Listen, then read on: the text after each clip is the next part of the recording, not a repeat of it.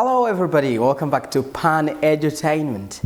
This is another day, this is another chance for you to learn and grow in English. How are you doing today? This is another day, we are going to study something very important with you today. We are going to describe sickness. There is a time that you always feel not fine, you feel under the weather. That's what we say. You don't feel well, you feel under the weather. Hari igihe wumva rwose utameze neza ariko umuntu yakubaza ngo umeze ute, ntubone uburyo bwo kubibwira mu buryo bwiza bwo mu Cyongereza. Niyo mpamvu uyu munsi nshaka ko twiga uburyo bwiza bwo kuvuga indwara urwaye cyangwa se uko wiyumva. Ushobora kuba utarapimwe ariko hari uburyo wiyumva. There is a way you feel, even if you have not been diagnosed with something, there is a way you feel. Now let's head up to the word of the day. Can you see this word? And do you know what it is? The word is nausea. Nausea. Do you know this word? Nausea. This is a feeling of disgust. A feeling where you have an urge to vomit what you have eaten. Iki ni cyagihe wumva wabihiwe, wumva wenda nko kuruka. It's mostly a digestive word. Ni ijambo ahanini twavuga ko rijyanye n'imirire cyangwa se nuko umuntu yiyumva, ni bya bindi bita iseseme. Niba ariko mubyita namwe, tell me in the comment. Do you call that when you feel like you don't want to eat anything, you feel like everything is disgusting? Cyagihe wumva ibintu byose bibishye. Wow. I can't even eat. You have what we call nausea. Repeat after me. Nausea. Great. This is the word of the day, and it is also related to the lesson, which is all talking about sickness. Let's describe different sicknesses. How do you describe your digestive problems? Hari igihe umuntu afite ibibazo bijyanye n'igogora. How do you talk about those problems? Let's see these examples of phrases and expressions and try to use them in your real life conversations with other people. The first thing is, I don't feel like eating now. I don't feel like eating now. You know what? I don't feel like eating now. Ndumva ntashaka kurya. Yeah, this actually happens. There is a time when you feel like you don't want to eat anything. Maybe because of nausea, as we have just talked about it. Ushobora kuba ufite iseseme cyangwa wumva udashaka kurya, everything's not fine with you. You say, oh, I don't feel like eating now. This is the first phrase, the first word. Now we can also have this saying, I feel nauseous. I feel nauseous. This is of course when you have nausea and you say, oh, I feel nauseous. Whenever you try to eat something, you don't feel like you are appetized. You don't have any kind of appetite. You feel nauseous. This is what you say. Let's go to the next. You can say, I can't keep anything down.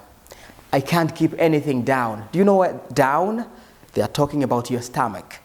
You can't keep anything down. This is when you eat something, or everything you try to eat doesn't stay there. You feel like you always want to get it out. Ni cya gihe urya ukumva n'ubundi baravuga ngo ntacyo ndi kurya ngo kiregame mu nda. That's what Rwandans say. Ntacyo ndi kurya ngo kiregame mu nda cyangwa se kigume mu nda. I just feel like everything can come out. Ndumva ikintu cyose ndiye kitaguma mu nda. I feel like not eating today. The same as this one. I'm constantly throwing up. Throwing up. This is another word for vomiting. Nirindi jambo umuntu yakoresha aho kuvuga ngo kuruka, ahubwo ngo ndumva nenda kubigarura. I feel like I'm constantly throwing up. Uko ndiye kose ndakagarura. This is now about digestive problems. Do you ever experience these digestive problems? Ndizera ko ntabwo mbikwifuriza ariko nawe bijya bikubaho ko ugira ibi bibazo. So these are the ways you can be talking about them. I don't feel like eating now. I feel nauseous. I can't keep anything down. Or I'm constantly throwing up. Do you get that? Take your time. You can pause the video and repeat the sentences to try to practice them in your daily life, daily conversation with your friends. talking about how you feel. Let's now head up to the next section talking about sensory problems. Ushobora kugira ibibazo bijyanye n'ibyiyumviro byawe cyangwa se senses, your senses. We have different senses. We've got 5 senses, even though some claim to have 6.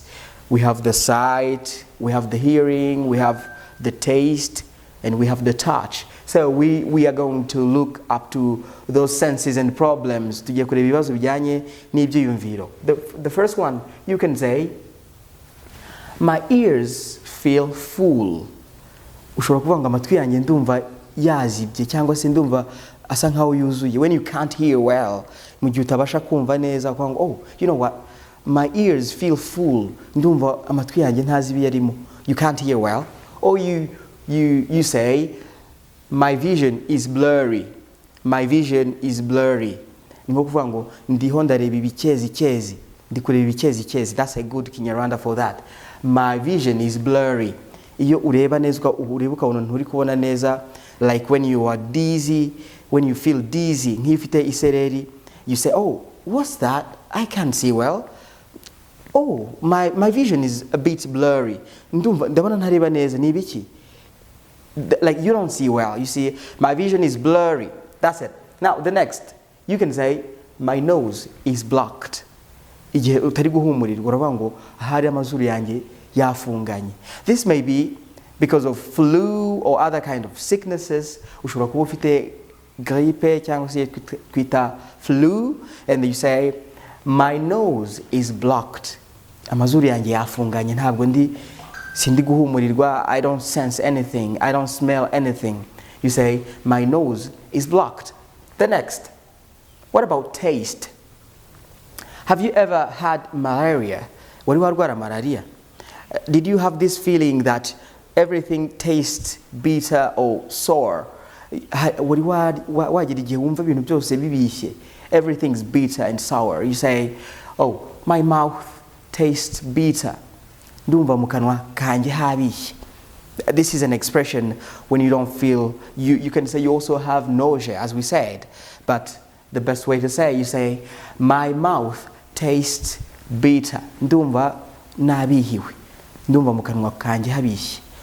This is all about sensory problems. We can also have a lot of others. If you have another idea, please write in the comment. Ni gute kundi uvuga ibindi bibazo ufite bijyanye n'ibyiyumviro byawe. Let's now head to other things. Let's talk about breathing problems. Ufite ibibazo by'ubuhumekero. There are a lot of ways, kubera ko hari ibibazo byinshi by'ubuhumekero that nowadays abantu bafite indwara nyinshi, but they don't know how to talk about how they feel. Let's have like 2 things that are mainly used. Tureba nka bibiri hanyuma you will share us with others. The first thing is saying, I am suffocating. I am suffocating. Suffocating ni kwa kuvuga ngo ndumva nabuze umwuka. Ndumva ukamera nk'umuntu uri warohamye. I'm drowning. It's like I'm drowning. I'm suffocating. Wabuze umwuka, urumva utari guhumeka. It's like every door is closed. Urumva ahantu uri hameze nk'hafungiranye hose. You say, I am suffocating. You know what? I am suffocating because I'm in a crowd of people and they can't allow me to breathe. Ndi mu bantu benshi cyane sindi guhumeka. I am suffocating. The next thing is saying, for example, his brother is choking. Choking. Choking ni cya gihe uriye nk'ibiryo bikanyura mu nzira itariyo. When you eat something and it goes the wrong way, you know, we have the digestive esophagus where the food goes through, and we also have the airway. Dufite inzira inyuramo ibiryo hakaba n'inyuramo umwuka. So when sometimes the food goes the wrong way, we say, oh, I'm choking. Do you see that?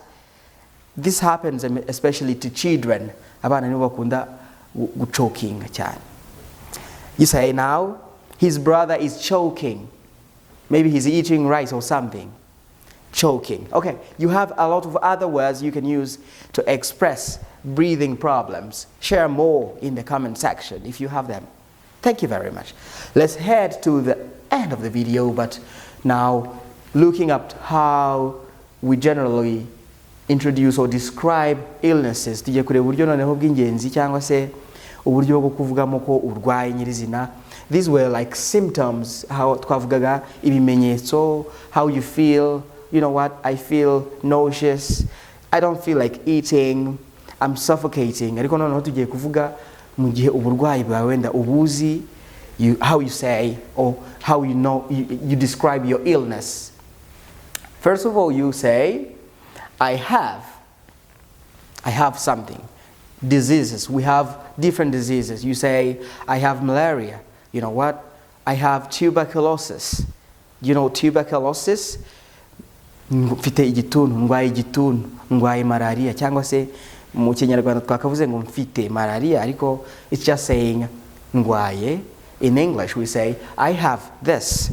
I have malaria. I have a cold. Mfite grippe cyangwa se mfite ibicurane.